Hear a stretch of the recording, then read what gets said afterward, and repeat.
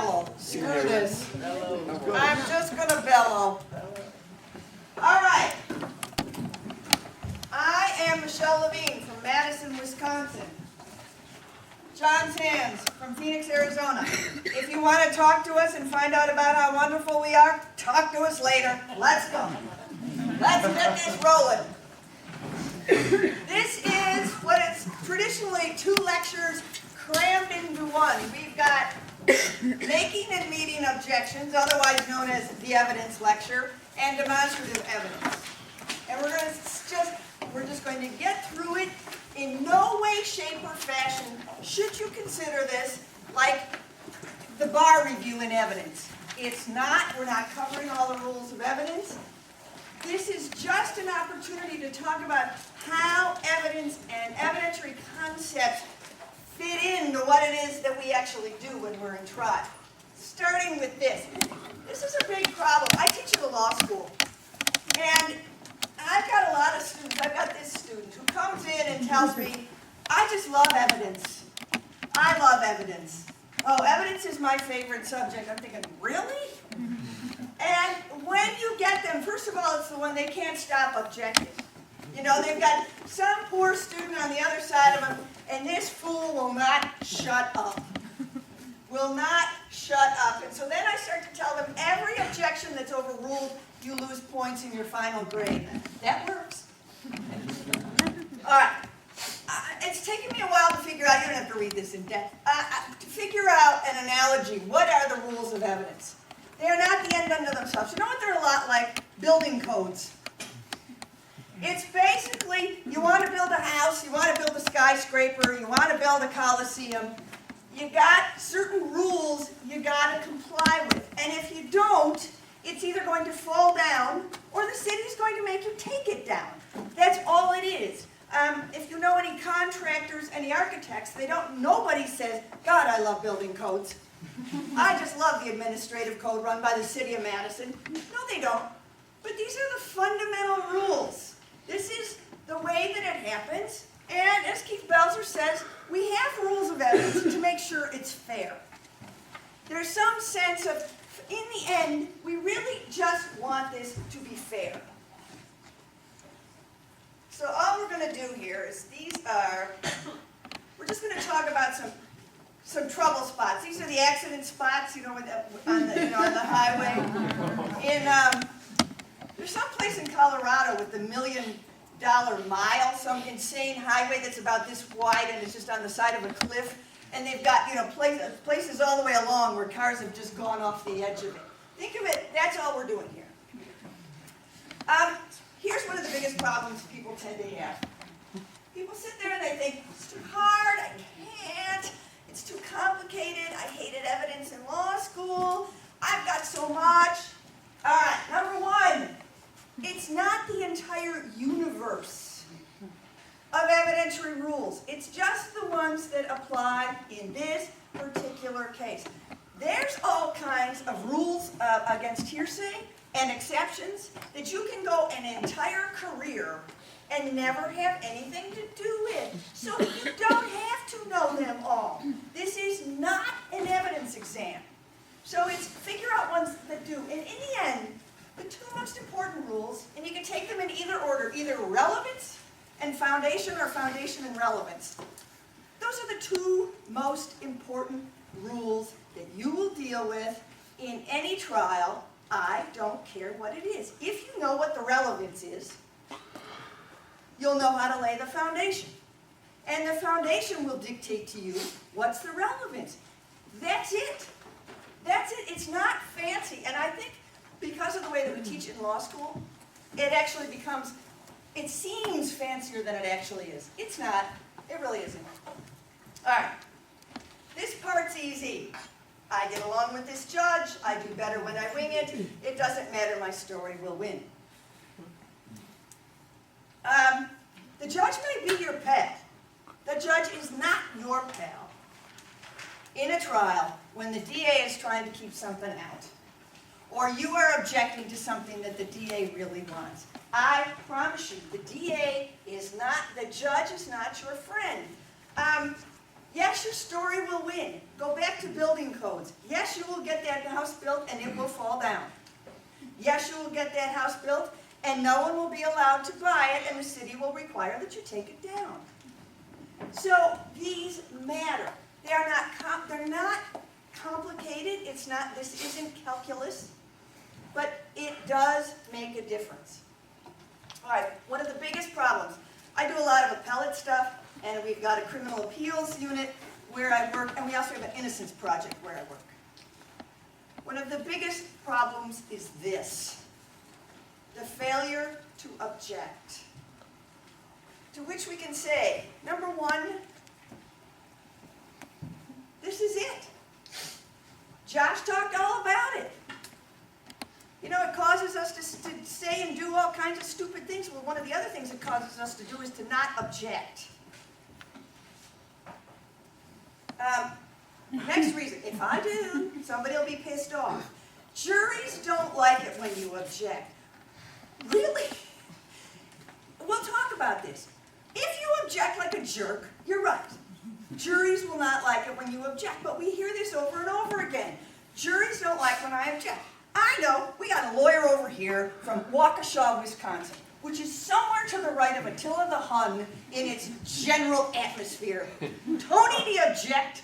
What? Do you object? Yeah, absolutely. Has a jury pulled out its gun, which it has a Second Amendment right to carry, and shot you? Not yet. No? Have you actually won cases in Waukesha County? Yeah. While objecting? Yeah. Thank you. We don't want to lose. I actually see this from law students. If I make that objection, won't I lose?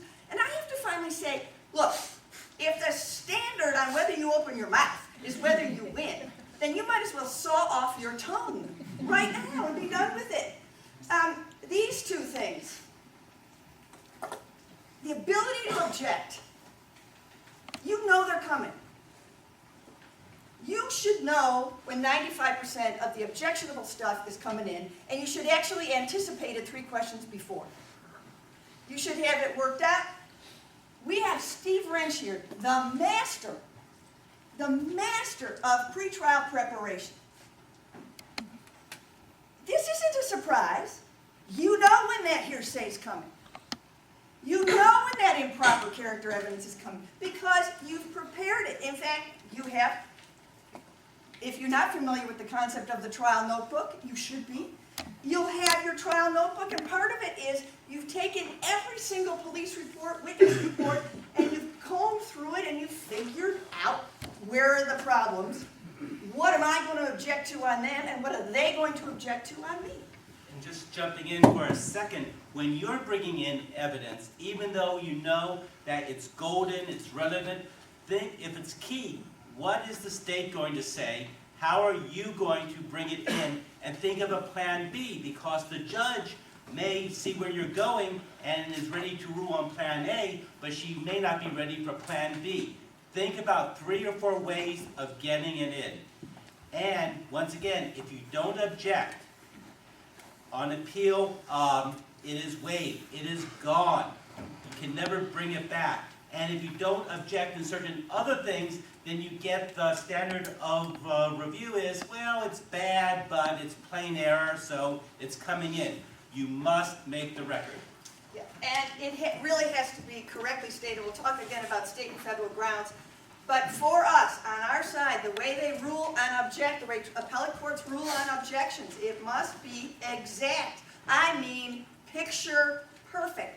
And I'm going to say something which I can't imagine you've heard much of here, but I'm going to say it again and again and again. Write it down. Write your objections down. This isn't your closing argument. This stuff has to be picture perfect.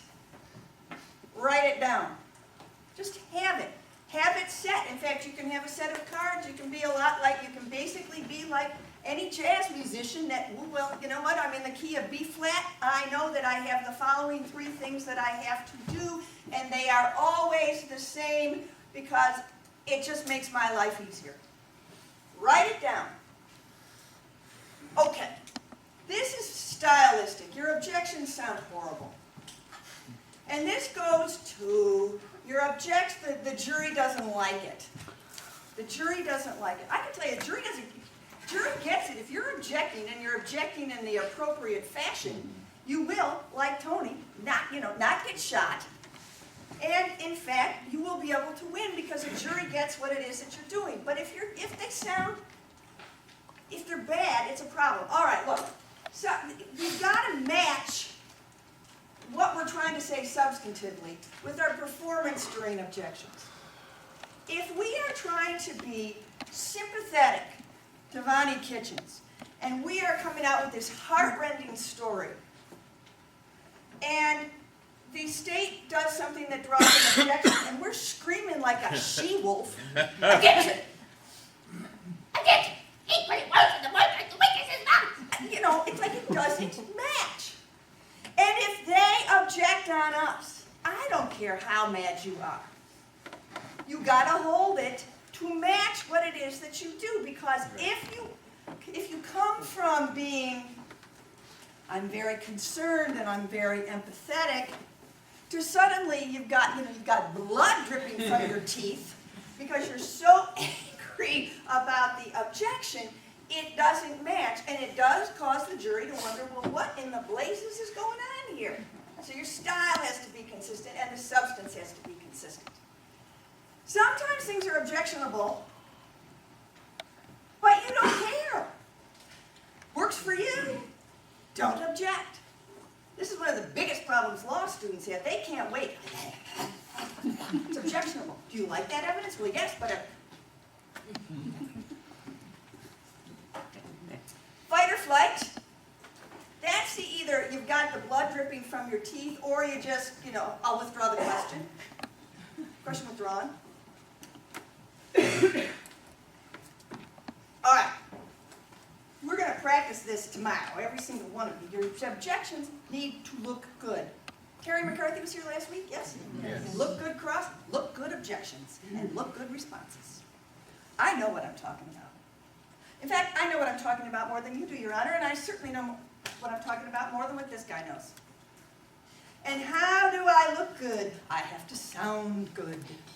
I've got to have tight, crisp, concise language. I've got to be able to sling the numbers around in the technical terms. This is the one place where in parts, not completely, we'll talk about this, but in parts, you got to sound like a lawyer. I'm a lawyer and I'm very smart. And no, I'm not going to brag about how well I did in evidence. In fact, I did, in Your Honor, rule. It looks good. It looks like you know what you're talking about. This takes practice. And I'm going to say something again. Write it down. Write it down. You've got something that you're going to have to hammer back and forth. Write it down. So that when the time comes, you've got the words, they're at your fingertips, zip, I'm ready to go. And you got to know in advance that it's coming. Write it down. You have to know that it's coming. If you don't, you are making the big mistake of thinking and speaking at the same time. And I will speak only for myself. That doesn't work well for me. Some things come out of, some strange sounds come out of my mouth. Well, I mean, once, honest to God, I got caught flat-footed, and I literally stood up. Objection! What are the grounds, counsel? I don't know. But I know there's something wrong.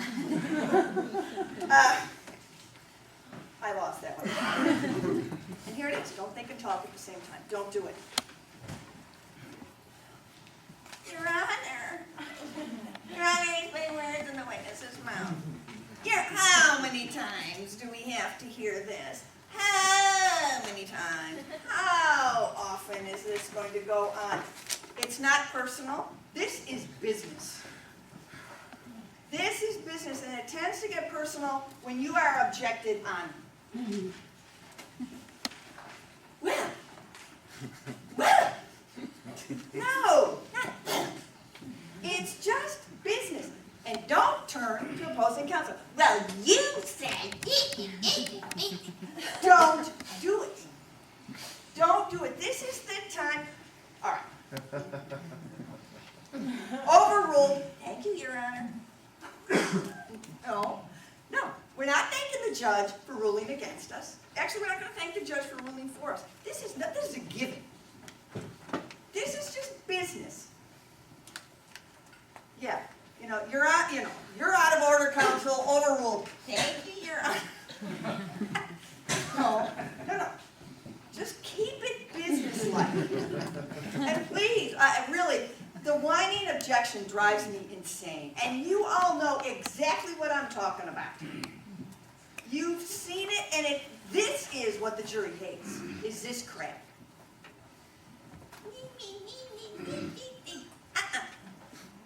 Okay, this is something John talked about. Just now, you've got something terrific. You come in, this is it, I'm going to make it. We're going to be ready. If you assume that the judge will let you do it, you are making one of the greatest errors known to lawyer kind.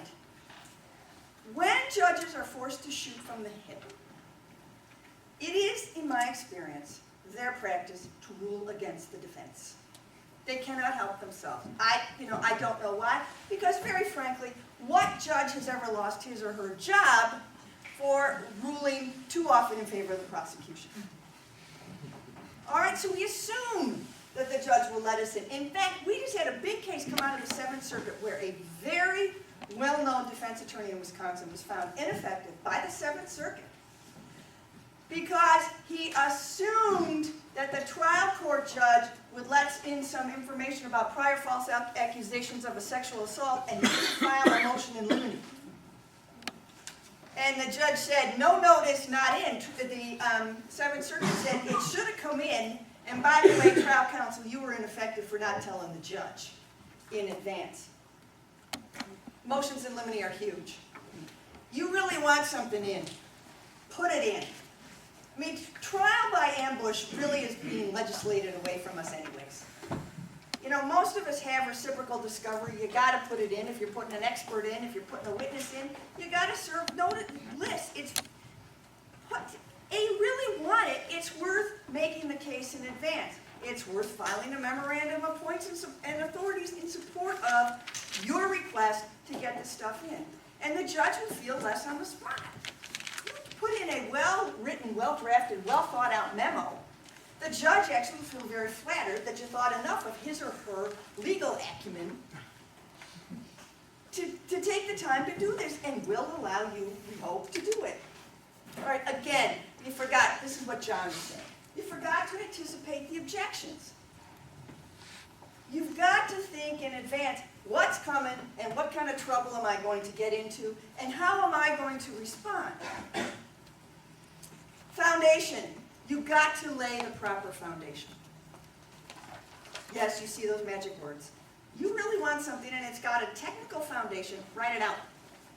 If you really want it, it's worth, remember building codes? You really want the building to stand, it's worth it to build a good foundation. In fact, it's worth it to exceed code to put it in. And then you've got to remember, sometimes we forget this. This is such great evidence.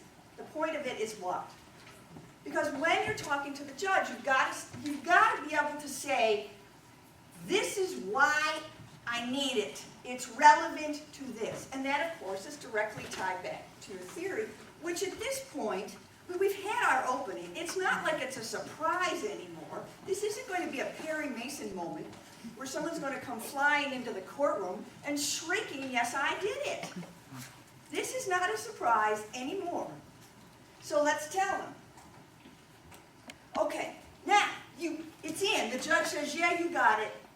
But it wasn't the fireworks that you were expecting. You wanted that slam-bam moment, and it's not what I thought. It's not quite so wonderful. Number one, you forgot to take your time. Slow down. If something's a wonderful piece of evidence, whether it's physical evidence, whether it's a witness, whether it's an expert, take your time. Oxygen is our friend. We're so excited that the judge has allowed it in that we just shh. You forgot to make it interesting. You got to bear in mind that unlike us, the finder of fact, the jury, anybody who's listening, has not lived with the case the way that we have. We know the relevance of every single breath that is uttered. They don't. Take the time to tell them. Take the time to tell them. Relevance isn't only a matter of evidentiary admissibility. It's a matter of persuasion. Hey, jury, pay attention to this because. This is important because. Have we prepared our witness? Have we prepared, especially for physical evidence, have we prepared them to talk it through with the jury so the jury understands, here's why I need to care about this particular diagram or this particular bag or whatever it is that you've got there. And then finally, the foundation is weak. We have a tendency, I'm going to talk about this some more, but we have a tendency to think of foundation as purely an evidentiary matter. It's not. It's a persuasion matter. It's not that hard to lay the foundation for most pieces of evidence to come in as an evidentiary matter. As a persuasive matter, it's actually something very, very different because you're explaining to these people who haven't lived with the case, hey, here's why this matters. Okay, so now, here's our important points coming out. How is it relevant? Which, of course, relates back to the theory. What's the foundation that I need to get this in? Which does relate back to the theory of the case. You got to prepare it. All of your preparation is, of course, always backed up. What's the theory? What am I doing here? Why should I possibly care about this? And then, of course, theory, which winds it all the way back around. I mean, to go back, I know y'all got, a whole lot of credits and evidence, and you've learned 500,000 exceptions to the hearsay rule and everything else. I'm telling you, it all comes down to this. In the end, it all comes down to this. Okay, let's talk about relevance, what it is. This is the technical definition. The tendency to make the existence of any fact, blah, blah, blah, blah, blah. Right?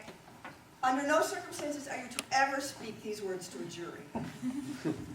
Okay, but let's get to, and it is either judicially or legislatively determined. For example, a lot of the so-called rules of the sex admissibility of prior sexual acts by a defendant and rape shield those are actually legislatively determined rules of relevance. But in addition, judges can do it as well. What do we really mean? Let's talk about what it really is.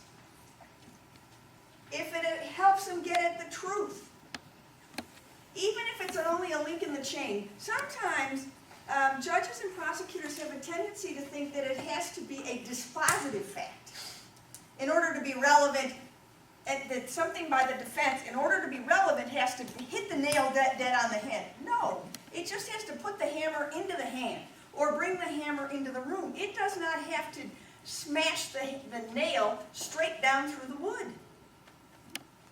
Relevance is sequential. By its nature, it tends to be sequential. We can talk about it some more. Does it help me out?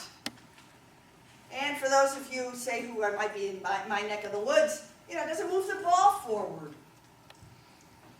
Aaron Rodgers they didn't have to be a touchdown pass. You can win. You can win by, tossing the ball forward, just handing it off 1 yard at a time. Or if you prefer baseball, you can win with base on balls if you want. That's relevance. Don't forget, it's funny because when we're fighting with judges to get our stuff in, actually the federal rules of evidence and their state variants actually encourage admissibility. The big switchover in the 70s from these bizarre common law rules, the switchover was toward admissibility, like let's cut the arcane crap and let's get the stuff in and figure the jury knows what to do with it. This is one of our importance. We've got relevance, we've got foundation. What is it? This is actually the technical term. This is just something that whatever you need to establish admissibility.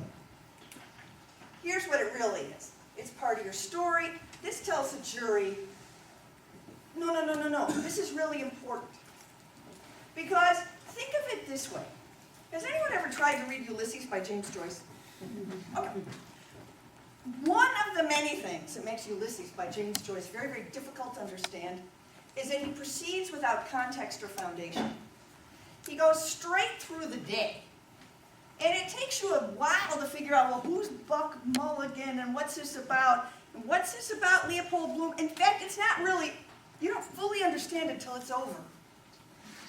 That is just one of the many reasons that while it's a bestseller, it remains perhaps one of the world's greatest, most unread books of all time. Because he doesn't set it up. There's no foundation in place. It's just, here we go.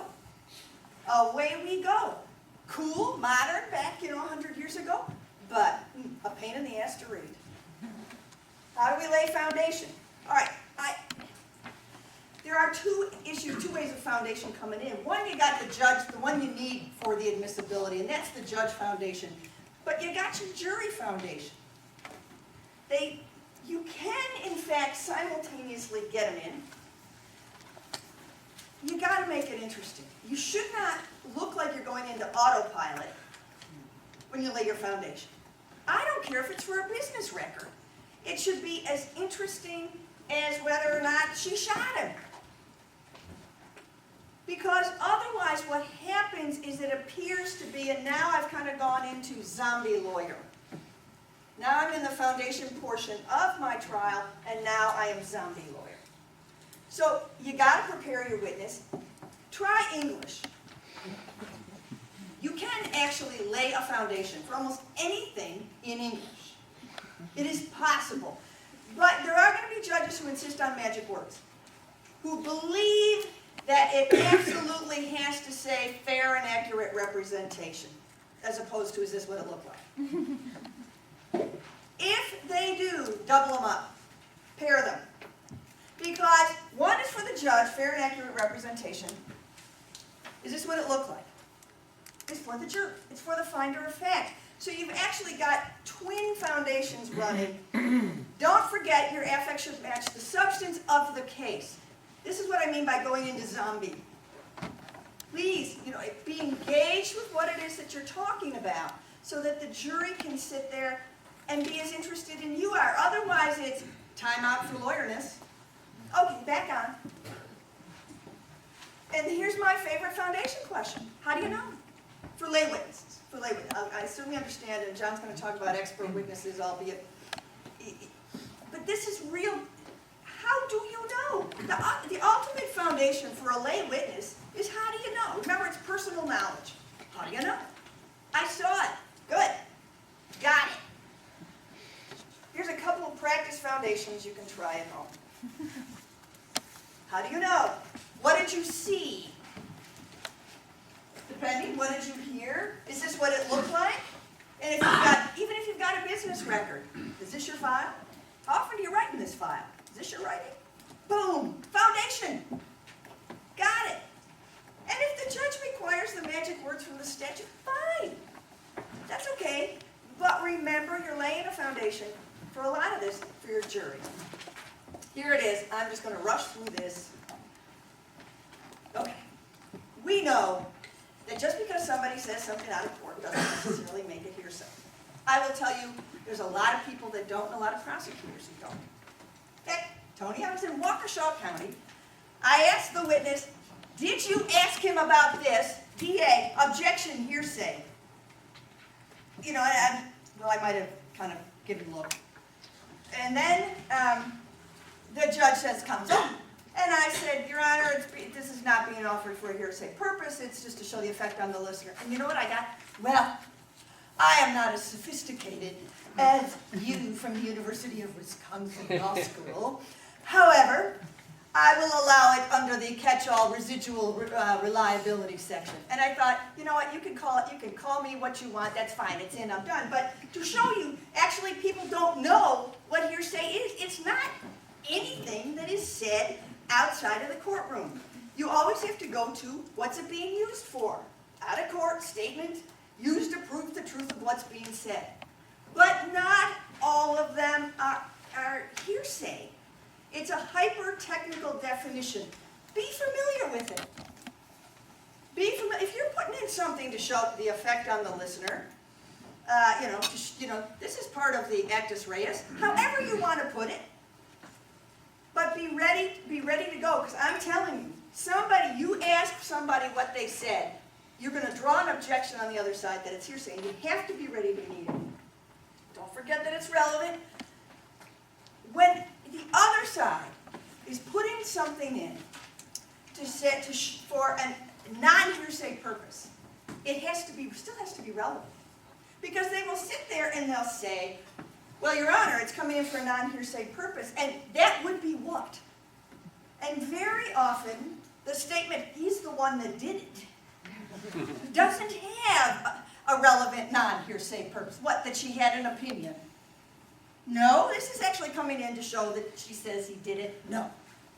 In addition, the mere fact that the state has proven up the foundation for a hearsay exception does not make it admissible. I can't tell you how many times I've gotten, blah, blah, blah, business. We've proven a business record. The business record is irrelevant. You always have to go back. Yeah, you got your foundation, but that foundation doesn't matter because it is still irrelevant. And then, foundation. For yourself, hearsay exceptions can drive you crazy because they do have very specific foundation requirements. Just write it out. You know you're trying to get something in. Write it out. And listen like the most sensitive dog, the most sensitive drug dog, and listen up and hear if the state has laid the proper foundation. And if they don't, object.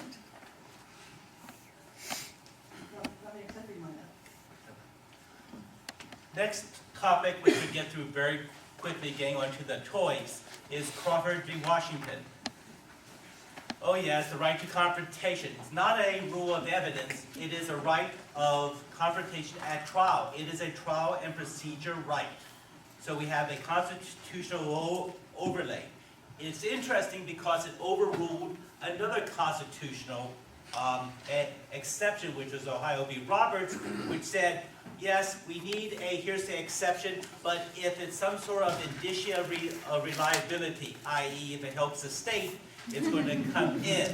A lot of academicians said, no, this is wrong. Friedman from Michigan and others, it took it 20 years or so, but finally it was overruled, and we actually had Scalia and Thomas and some of the conservatives agree, originalists, in this case. If there's an out-of-court statement and it is testimonial and there's no opportunity for examination. Out-of-court statement, we have talked about, was not made in the courtroom. Testimonial is the subject of litigation, which we will get to, and there's been no opportunity for cross-examination. What that means is if you're at a preliminary hearing or a detention hearing and you're cross-examining an officer and you don't have all the police reports, or you're going at it half-cocked, or you haven't really given the opportunity to do an investigation, and you cross, and then the officer either disappears, gets fired for unseemly behavior, or is called up to duty and sent abroad, you have used your opportunity to cross-examination. So that means that the statement can come in. So if you're crossing on Crawford and you don't have everything, you have to tell the court, my cross is incomplete, I'm doing it now because you're forcing me, but it's not a full and complete cross. Crawford is a mess and getting messier.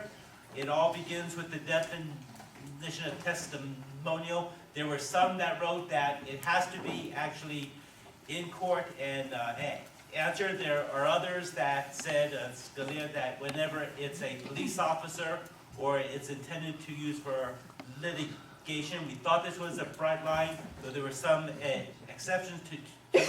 But then the Supremes started to get the actual cases, and it was starting to develop. Is the person being questioned with an eye toward it being used later? Is the person questioning, do they have a motive? Is it an agent of the state? That is your sort of litmus test.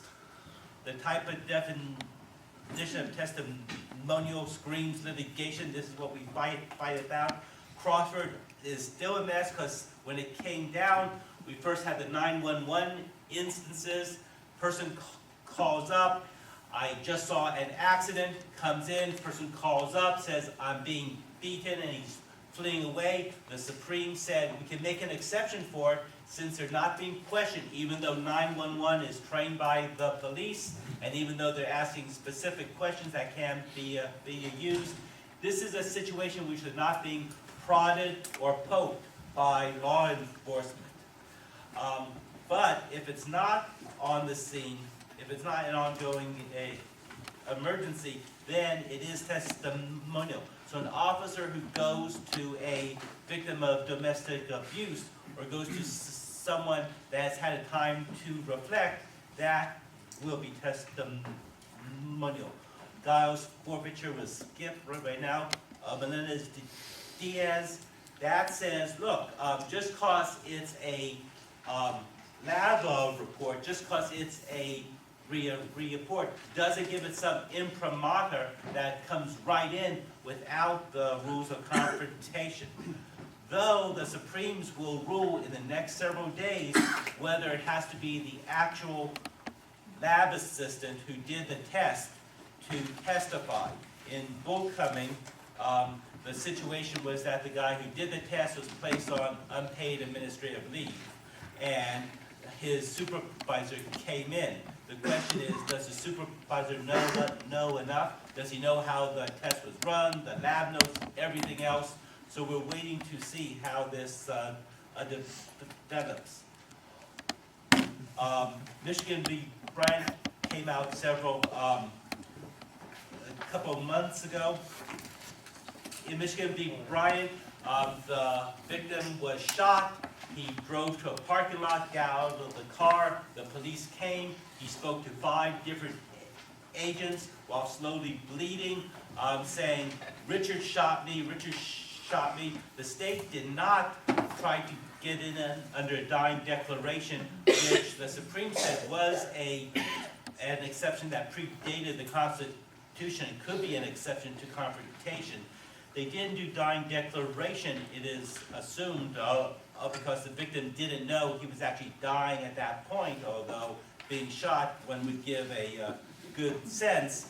Instead, what the Supremes did was carve out another exception, sort of like Quarles in Miranda, saying that a statement made during an ongoing emergency can qualify for a confrontation exception because they aren't really asking about a specific person.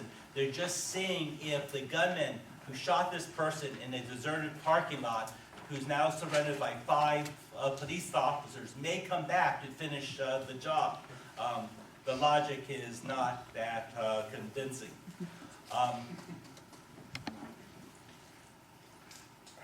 Sounds like we're going back to Ohio v. Roberts. It seems that the Supremes, once they've drawn the bright line with Crawford, now says, there may be a mistake. It may actually hinder the government. So we're seeing a pullback.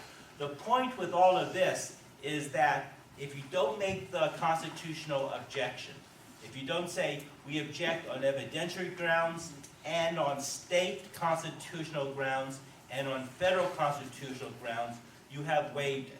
And if you have waived it, you can't bring it up on appeal or on post-conviction or later. If you don't make the evidentiary, state constitutional, and federal constitutional, you're in a lot of trouble. And you can make it. It is crisp. Okay. All right.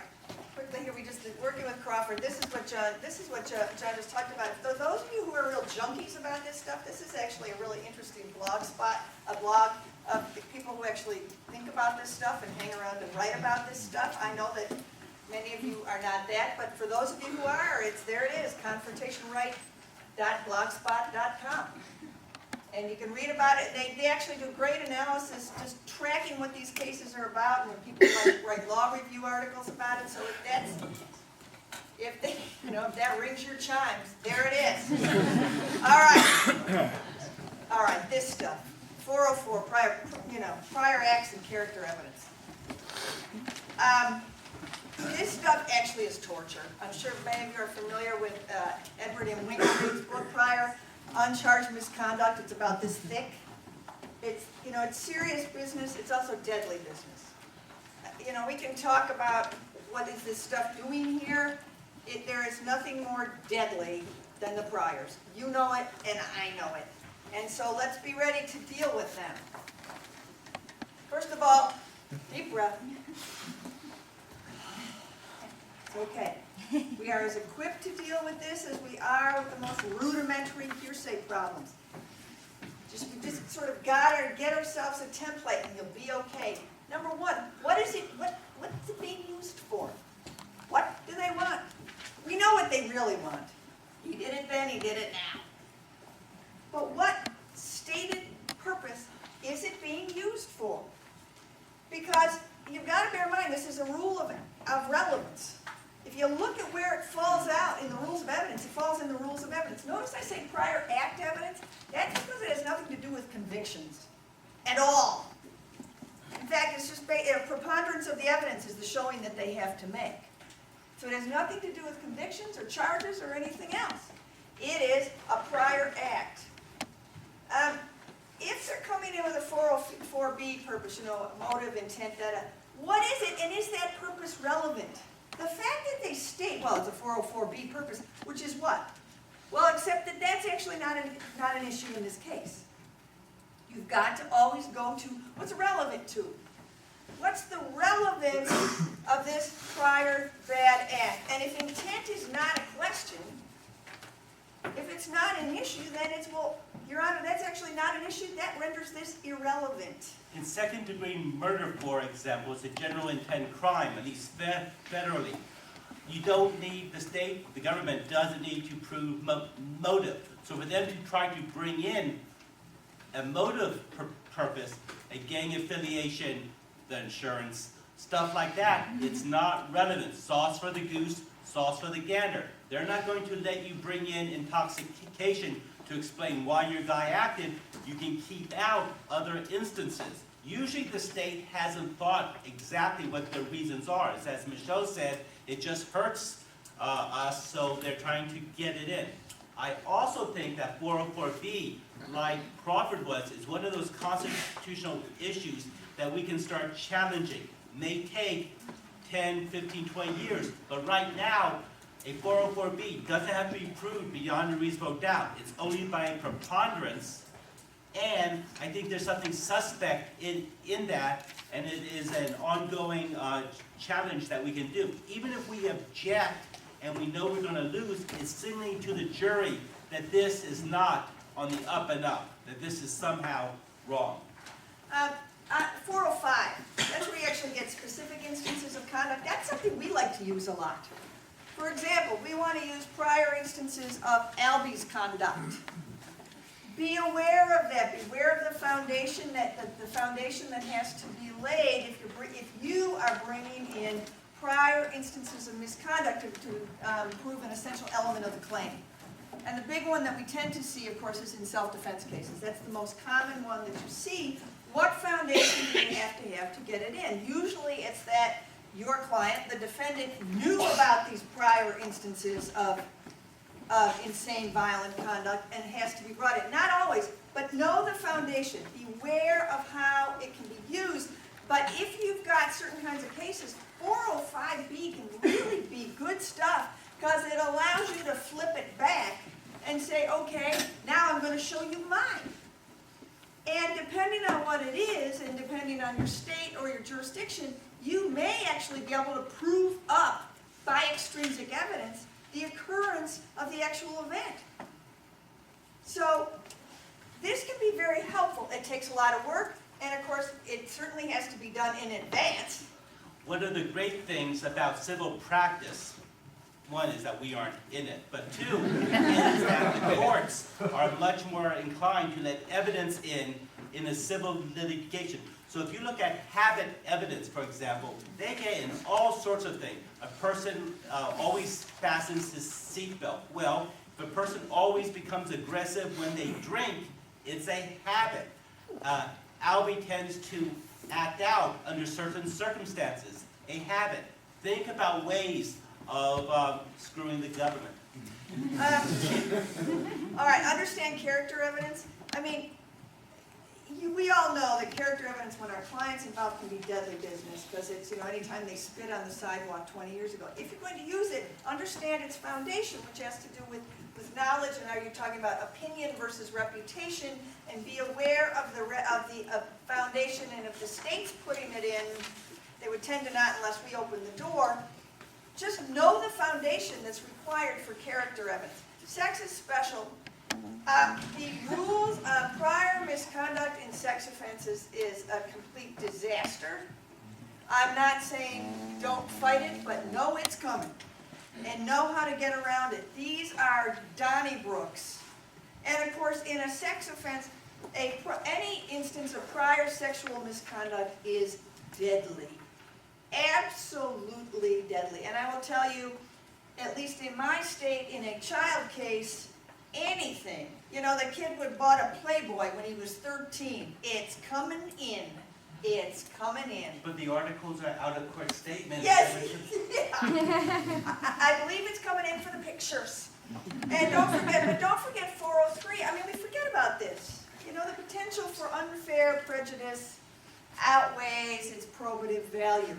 Use it. And a lot like hearsay confrontation, relevance, and 403. Just put it in. And if you don't use it, the courts say, well, if you had given the court an opportunity to weigh and balance. Yes. And as you can see, 404 and 405 cut both ways. There's a tendency to think that it's used against us. It can be quite a fine tool for us. And so become very familiar with the foundations, be comfortable working with them. All right, we're going to do real fast. I'm just going to run this through. All right.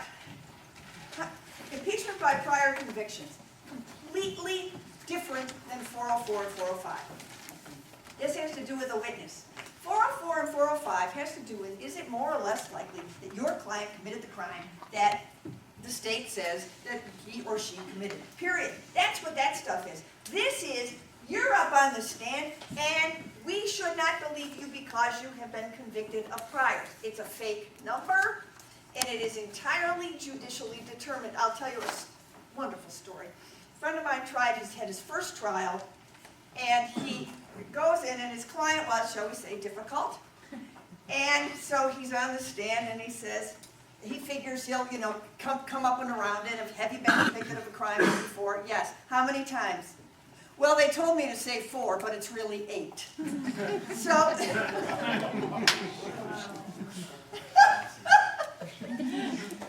I loved it.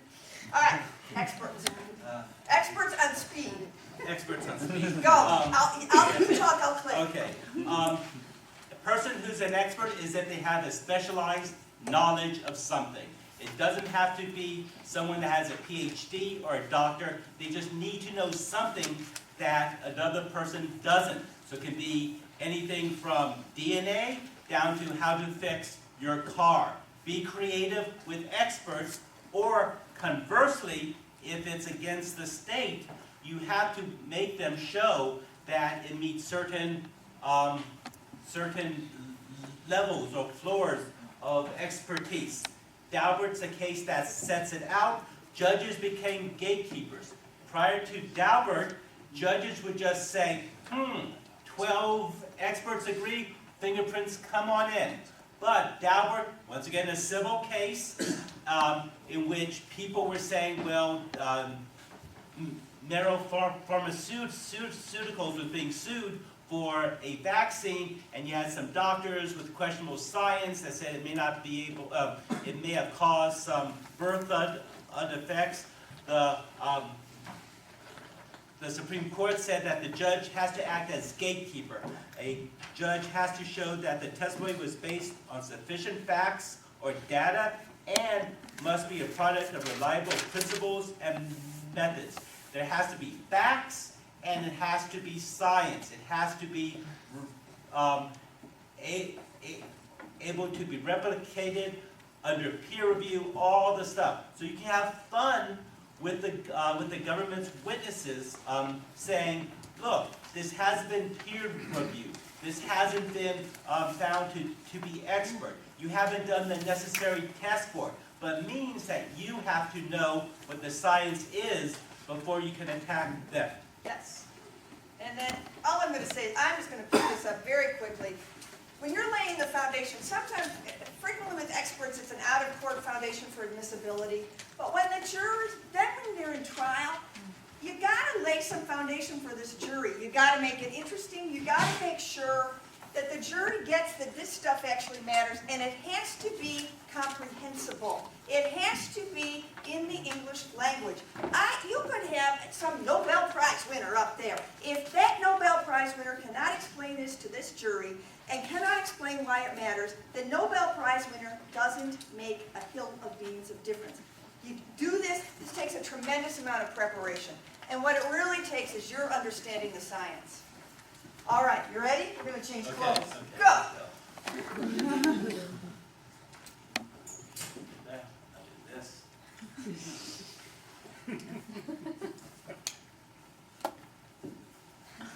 This has been foreplay until we got to Yes. what we really wanted to do. And what we really want to do, of course, is demonstrative evidence. That which you can see. And we changed clothes because, you know what, if nothing else, if you don't remember a thing that we said, you will remember he's from someplace warm and wore a Hawaiian t-shirt.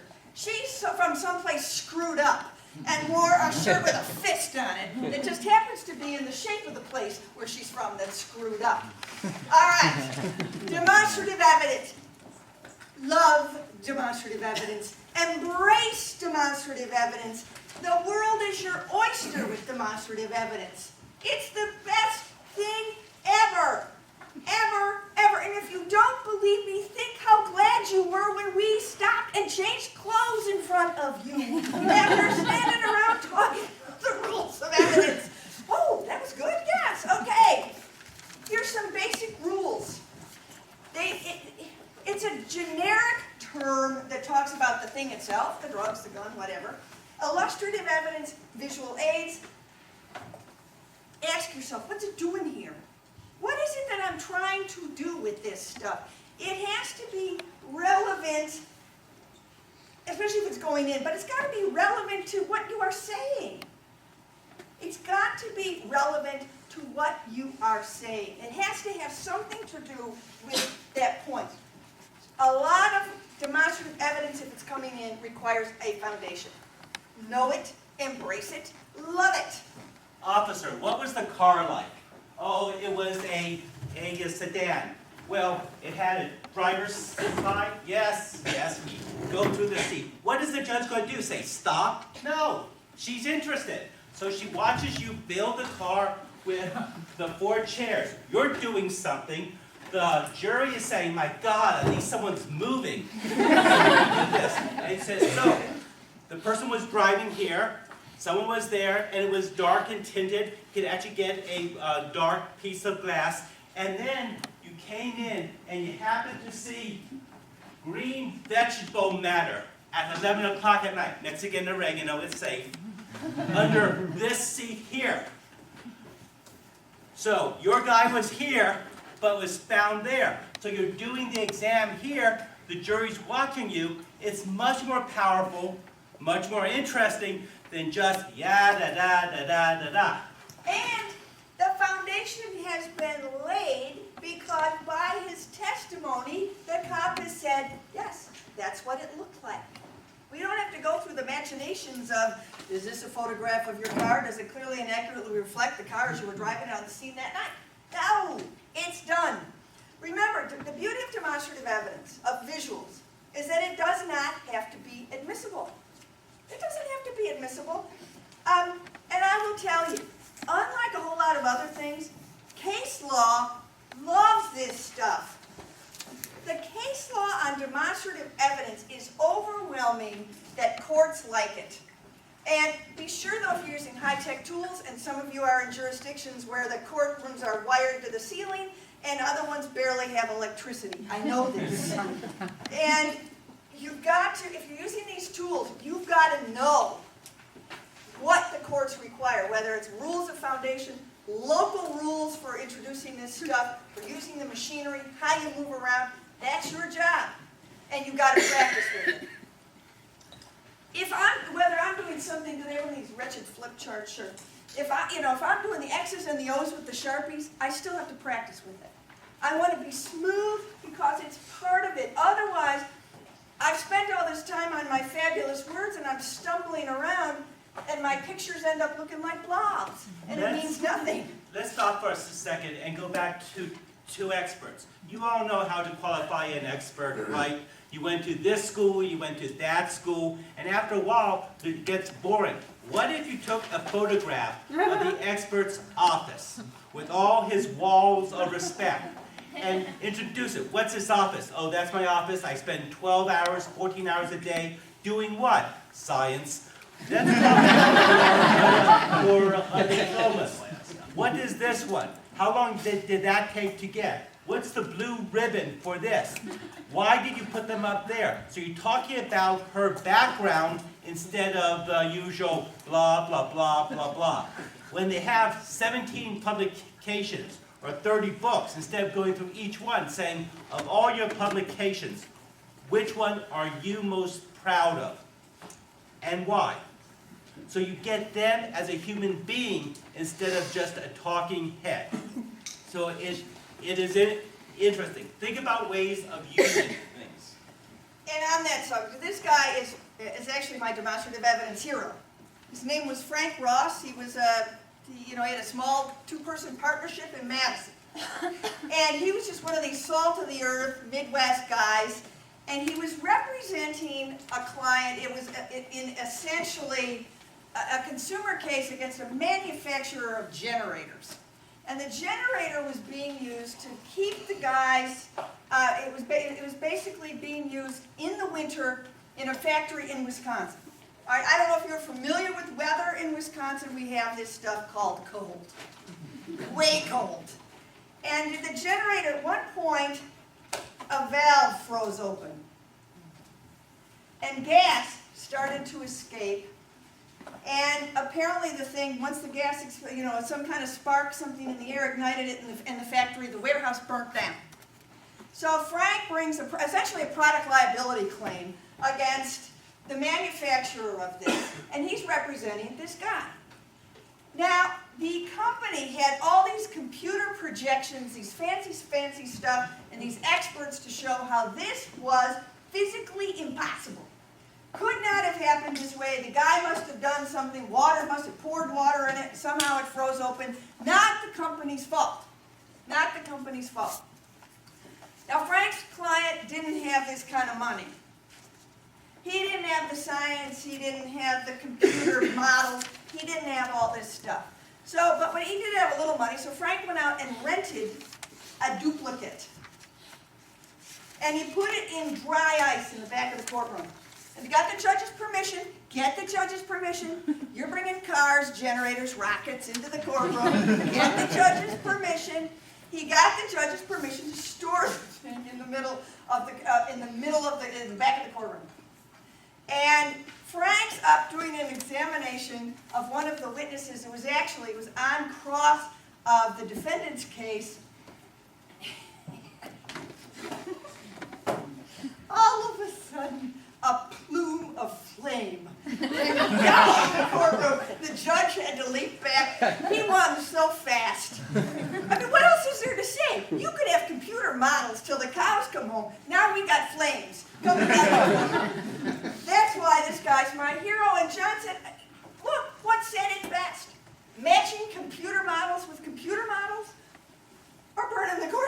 One of the things that you have to do is actually go out and look where the scene of the crime took place. Physically look and see what it resembles. I tried a child rape case. The Indian boarding school, the teacher's aide supposedly raped this 13-year-old while his other classmates were sleeping. I subpoenaed the bed, the actual bed where it took place. It was brought into the courtroom, and I did the cross establishing it, and then in closing, I did my closing from the bed with squeak and squeak and squeak and squeak. It will have woken the dead, or at least 12 other 13-year-old boys. So, but if I hadn't gone up there and looked at the dorm and looked at the other beds, I wouldn't have known. Be creative. All right, I just want to show you a couple pictures that, in modern parlance would be considered iconic. These are pictures of important things that have happened over the last decade or so, and that drove home exactly what happened. Much better than words could. 9/11. This thing. I mean, on 9/11, you weren't reading the newspaper to figure out what happened. I mean, what were words possibly going to say? You wanted something that drove home just how unbelievable this was? It was this thing. Abu Ghraib. Even Donald Rumsfeld said, who thought we'd be mentioning Donald Rumsfeld in this room twice in the same day? God. Donald Rumsfeld said, "No, I didn't realize till I saw the pictures. I'm shocked and amazed." Katrina. And when you see this, and I remember as the thing started to unfold, what was going on down in New Orleans, and sitting in front of the TV just staring. They just kept filming this, showing this, and just staring at it thinking, there were no words. I mean, they could describe this flood again till the cows came home, and take a look at this. And then, of course, we have the oil spill last year.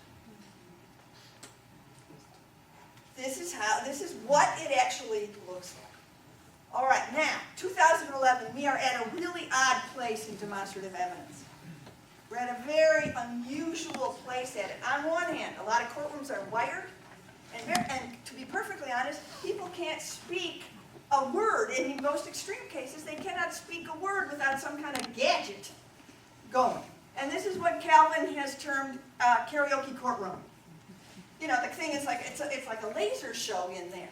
And then on the other hand, and we still have this, the courtrooms that are not wired and are not going to let the judges will not let you do anything outside of the flip chart with the Sharpies. Well, I can't have that, counsel. We can't have that here. And we are in this very bizarre place. So let's, taking these two things together, recognizing that both sides of both ends of the spectrum on that technology can learn a lot from each other. Let's just revamp it, revamp our thinking so that we can be as good as it is. Number one, let's talk about what it is. The point of demonstrative evidence, other than physical evidence, is to make something more understandable to the jury. That is the whole point of this stuff. That's why it's there. It's not there because we can. It's there because it drives the point home. Mr. Confidential Informant, you had an arrangement with the DEA. You would be paid. You would be paid in cash. You would be paid that amount. You didn't have to pay taxes on it. You didn't have to report it. This is the amount. Then in closing, you talk about 30 pieces of silver and other things. But plain money. The judge can't say anything, but drives the point home. Judy Dodd and Wrench, this is what they were after. In Artero, this was the payment. Use demonstratives. Right. Not admissible. I mean, nobody's putting play money in. The question is does it help drive the point home? And notice, we've got that quote from McCormick on evidence. That is a smart person. That is, that's a important book. He's also dead. He's dead, which means he must be right. All right. But I think in order to do this, we've got to clear our heads of some bad stuff that's gone in there over the years about demonstrative evidence. This is the biggest one that the judge will not let. The The judge won't let me. The judge won't let me. The judge won't let me. The judge won't let me. This is the biggest block that people have, why people have a tendency to hold back in. If you want it in, check the law. Yes, legal research, legal research. United States versus Old Chief. That is from the United States Supreme Court. That is actually is a court that has jurisdiction over your court. I don't care what corner of Ohio or Minnesota or any other state you are. This court actually has something to do with it. And what they figure out is, you know what? This stuff helps a jury decide. Officer, you said that you saw a black man running away. Well, I'm showing you colors. Is it closer to this brown or to this brown? You can get these from Lowe's or Home Depot. Free. You just go in there.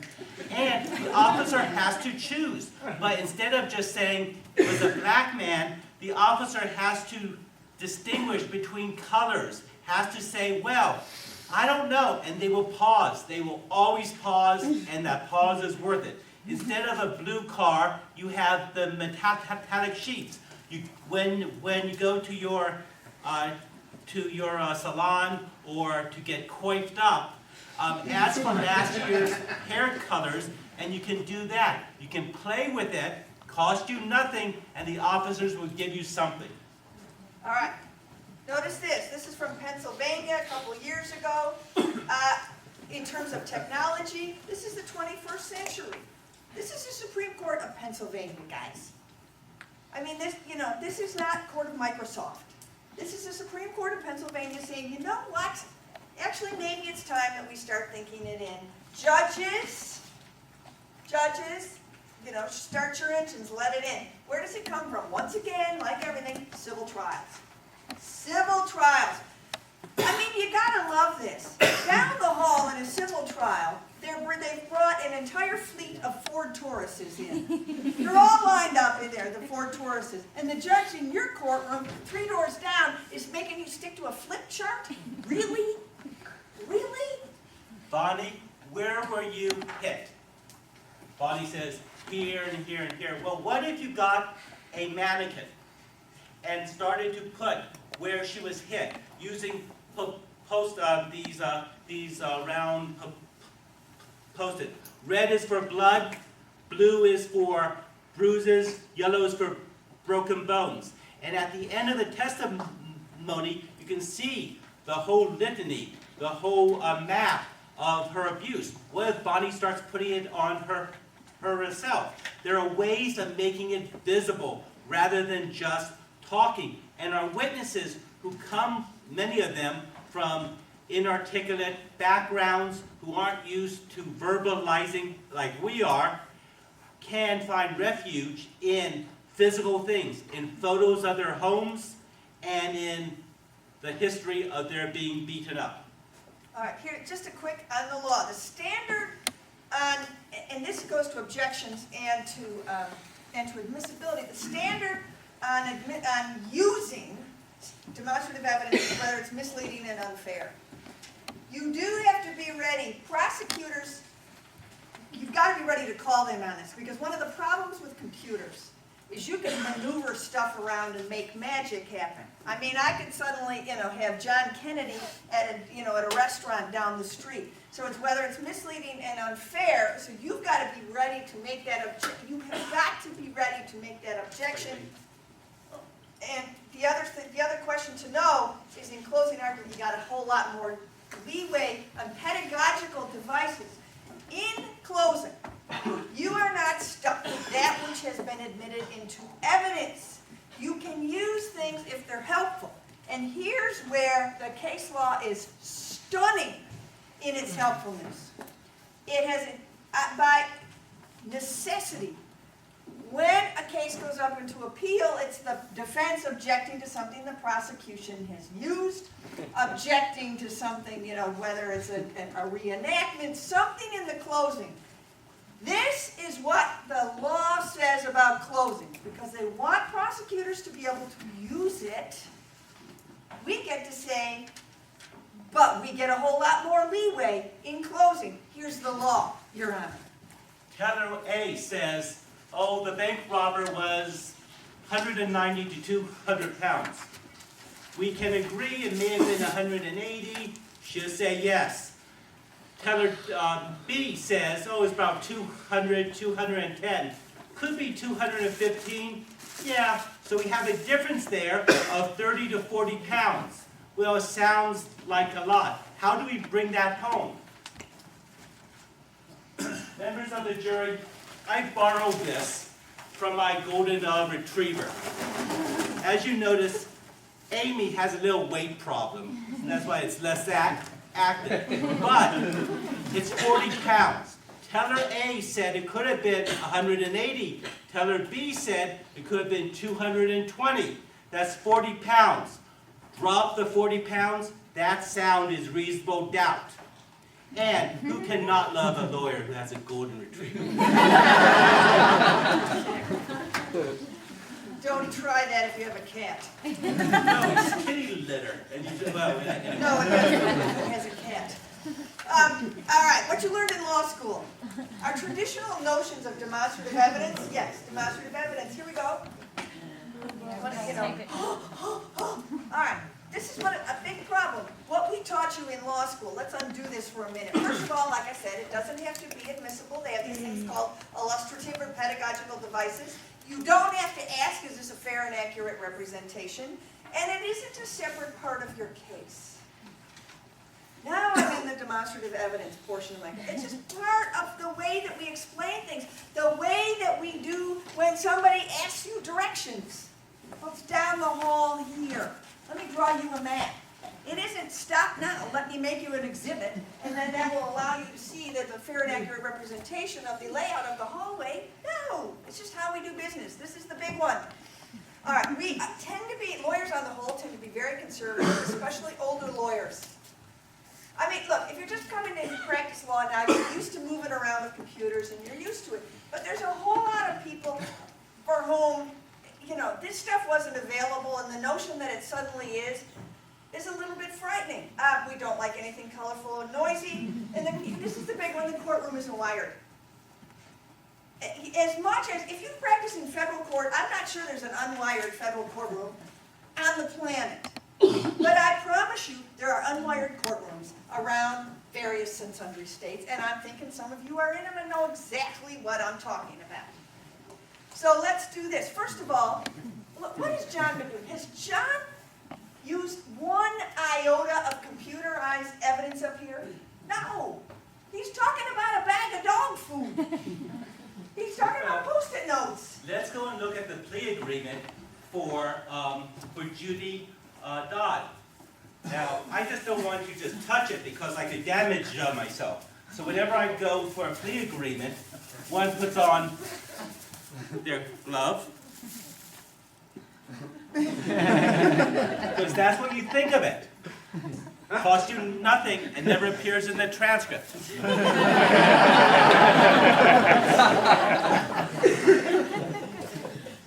Alright, you must understand that some fabulous demonstrative evidence is possible without a computer. In fact, in most cases, if you're talking a tremendous amount of information, there's things that computers can do, and I'm not going to lie to you, and there's certain kinds of reenactments that computers can do that we can't.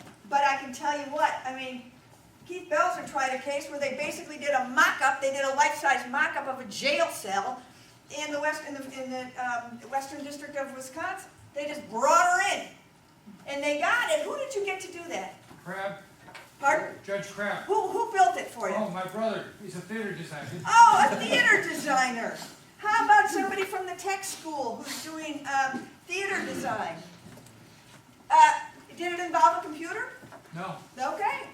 And it was cheap. Right. I mean, the reality is it's not that you're building it with full-bore steel here. I mean, the question is, can you do this stuff? Yes, you can.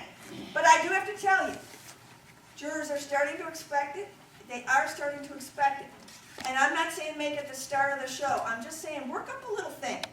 Work up a little routine that you haul out and that you can that you can fix, that you can actually insert specifics about this case for that part of your case? Let's talk a bit about a timeline. The timeline, let's just take Dodd. You have two of them going. You have Judy's and Wrench's, and you have Mario's. Well, you can have this, and you can take an easel and draw your blue line with the dates, but you can think about different things. What you could do, for example, is have index cards that are pre-prepared. So when there are important times or dates, you have them on the index card with Velcro on the back of the card. Velcro is cheap.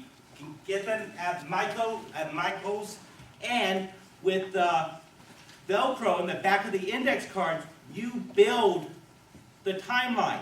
You control it.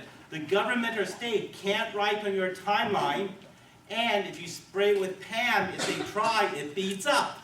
So these are ways of dealing with it.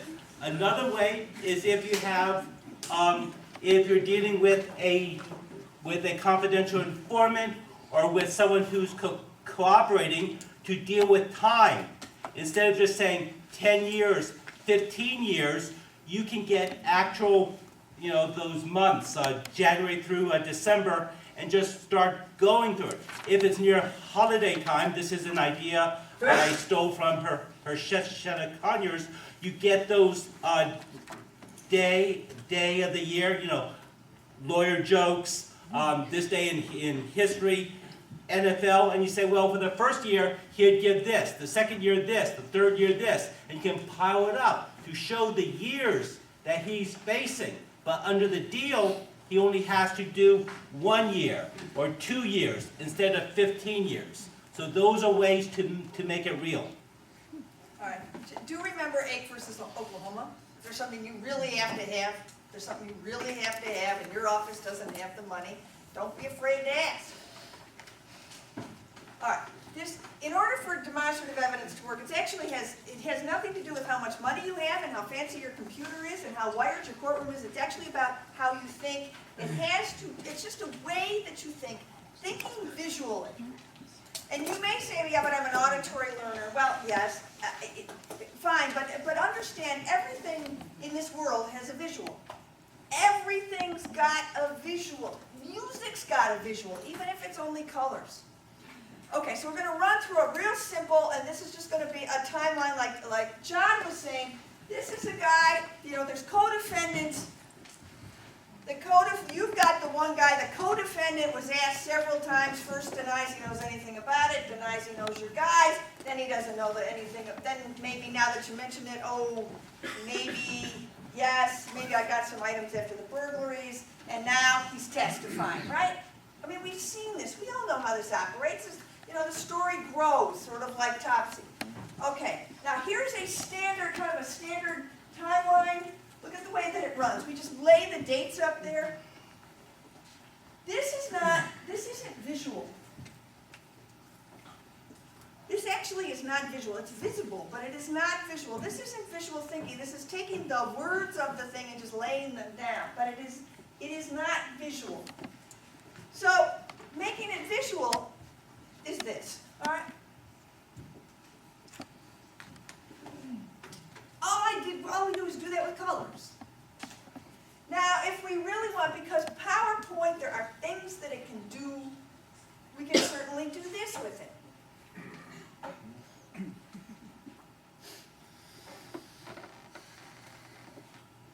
That's it.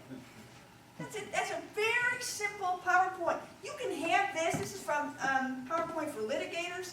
You can have this, and anytime you got a timeline, just adapt it. Have it ready so that then when the jury expects it, you got it. You're ready to go. Now, for closing, remember, closing switches. I'm arguing in closing, so I can actually make this a little more. It's not just that his story changed.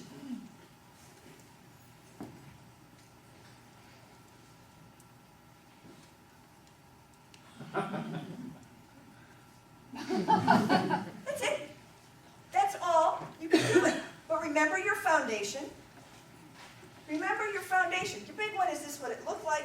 Understand you have special rules for computerized animations. if you're getting into computerized animations and reenactment, know the rules of your state, be ready to object if they don't make it, if they're coming in with an animation in closing, know what it is, and then of course be ready to deal with it. A lot of this stuff is so fancy, you've got to deal with it in motions in limine, and most judges want to see this stuff in advance, because it scares the crap out of them. Well, with the computerized stuff, if you can show that one thing that they relied on is wrong, then the whole thing is out. And so they have spent maybe millions of dollars to show what the shooting was like. But if the officer on the stand forgets a fact, the expert can't opine, and the whole thing goes bye-bye. So it's very important. A lot cheaper with an expert is to borrow blocks from your nephew or niece and say, the state brought in this expert, and they arrange this whole edifice. And so you build this whole thing based on 3 of the round blocks. But in your cross, you showed that one thing they relied on is questionable. You say, it looks great, but if you take this out, boom, it crashes with a loud sound. Very effective, no computers. No computers, and free. All right, you got to practice with this stuff. If you're bringing in, I don't care whether it's a computer, whether it's blocks, you have got to practice with it. It requires it. Otherwise, you're falling down. Oh, no. That's good. Yeah. I'm just going to say very quickly, you can use this stuff in sentencing and all other parts of the trial. You can use it in negotiation. Our clients are called defendants when it comes to sentencing. Most of the time the judge sees them in an orange suit and they're coming in with those plastic slippers going shh, shh, shh, shh, shh, right? Why not show them? A lot of my clients in Madison, a lot of them came out of Chicago, and there's a tendency to just say, oh my God, they came from Chicago, and you try to describe what their life was like, and the judge who grew up, you know, in Mayberry says, well, I knew people that were poor too. Show pictures to show what it was like. This is the Robert Taylor homes in Chicago. What it was like. This is what it was like. So you can show it. Just FYI, appellate courts love demonstrative evidence. And the more you can get in, the better off. Now, let me say a word about PowerPoint. Now, I'm just going to go through this because I need you to understand what it can and cannot do, and then we're going to get you out of here. All right. There is a big paradox for it. It's an amazing sorting tool, especially if you're doing white-collar crime. It basically can hold information, you know, of the entire United States economy. Yes, juries do expect it. But there's a problem. And then it can become the point. I love this. Dueling PowerPoints. Closing arguments, which we love. My God, closing arguments, it's what we live for. And all of a sudden you got the Chicago Tribune saying, these are kind of turning into dueling PowerPoints here. That's not the point. Take a look at this.